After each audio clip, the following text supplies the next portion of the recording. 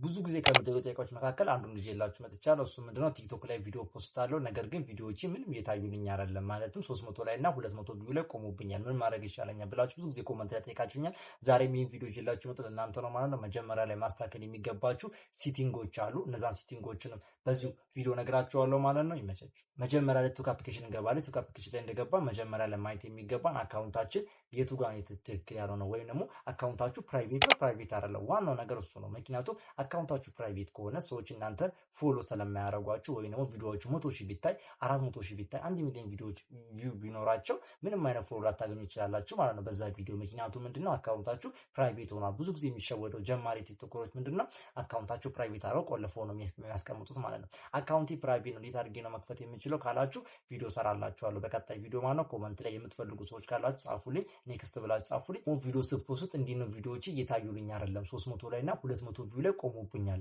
ፕራይቬት ሆነ አካውንት ቼክ አረጋችሁ በኋላ ቀጣይ ማስተካከል የሚገባችሁ 3 ስቴፖች አሉ ነው። ዋነኛው ምክንያት ምንድነው የምንፖስተውን ቪዲዮ ሃይ ኳሊቲ ነው፣ ሳውንዱስ እንዲህ ነው ጥራት አለው፣ ያንን ማረጋገጥ ያስፈልጋል ማለት ነው። መጀመሪያ ላይ ቪዲዮአችሁን ከመለቃችሁ በፊት ቪዲዮአችሁን በደንብ አድርጋችሁ ማየት አለባችሁ ማለት ነው። ምክንያቱም ኳሊቲው እንዲህ ነው የምፖስቱ ቪዲዮ ኳሊቲው ይቀንሳል አልቀነሰም ቼክ አፕ ይፈልጋል። የምን ምክንያቱም እናንተ የለቃችሁት ቪዲዮ ምንም አይነት ኳሊቲ ከሌለው ሰው ጋር ተደራሽነት ሊሆን ይችላል ማለት ነው። ሳውንዱ ላይም ቼክ አፕ ማድረግ ያስፈልጋል ማለት ነው። ሳውንዱ ምን አይነት ሳውንድ ነው ቲክቶክ ላይ የለቀቅነው ቪዲዮ ማለት ነው ማወቅ አለብን። ምክንያቱም የሰዎችን የሚረብሽ ሳውንድ ከሆነ ወይም ደግሞ ከኋላ የሚሰሙ ድምጾች ካሉ ሰዎች እናንተ ቪዲዮ ላያዩት ይችላሉ ማለት ነው። ያን ስላለ ቪዲዮ ላይ እና ሳውንዱ ላይ በጣም እርግጠኛ መሆን አለባችሁ ጥርት ብሎ ለሰዎች እንደሚሰማ ማለት ነው። ዋናው ምክንያት ቪዲዮአችሁ ቫይራል እንዳይወጣ የሚያደርገው እሱ ምክንያት ማለት ነው። ሁለተኛ ምክንያት ደግሞ ምንድነው በቲክቶክ ላይ የምፖስቱ ብዙ ጊዜ ቪዲዮ ምንድነው አልጎሪዝሙን አንረዳም።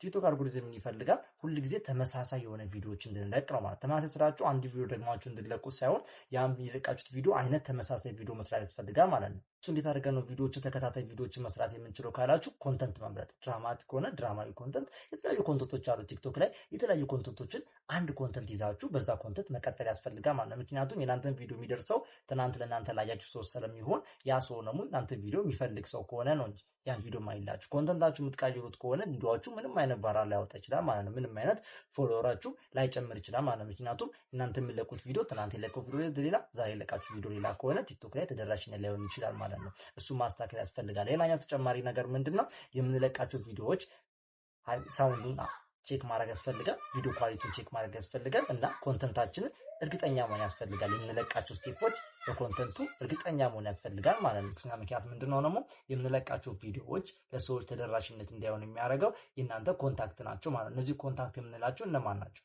እነዚህ ኮንታክት የምንላቸው ሰዎች ማለት የእናንተ ስልክ ቁጥር ያላችሁ ወይም ደግሞ ፌስቡክ ላይ የምታውቁት ሰው ሊሆን ይችላል። የተለያዩ ሶሻል ሚዲያ ላይ የምናውቃቸው ሰዎች ወደ ቲክቶክ አልጎሪዝሙ ሲመጡ ቲክቶክ የእናንተን ቪዲዮ ወስዶ ለእነሱ ነው የሚያሳዩ። የእነሱን ፍላጎት አይቶ ነው ከዛ በኋላ ቪዲዮውን ፑሽ አድርጎ ሌላው አዳዲስ ተመልካቾች ጋር የሚያደርሰው ማለት ነው። እነዛ ሰዎች ግን እናንተ ቪዲዮ አይተው ወይም ደግሞ ላይክ ሳያደርጉ ቪዲዮአችሁን ሙሉ ጨርሰው ባያዩ ራሱ ምን ያደርጋል ቲክቶክ እናንተ ቪዲዮ ያወርድባቸው ማለት ነው። እነዚህን 3 ስቴፖችን አስተካክላችሁ ቪዲዮ ስትፖስቱ በጣም ብዙ ቪው እና በጣም ብዙ ፎሎዎችን ማግኘት ትችላላችሁ ማለት ነው። ሰብስክራይብ ማድረጋችሁ እንዳይረሳ። ይመቻችሁ።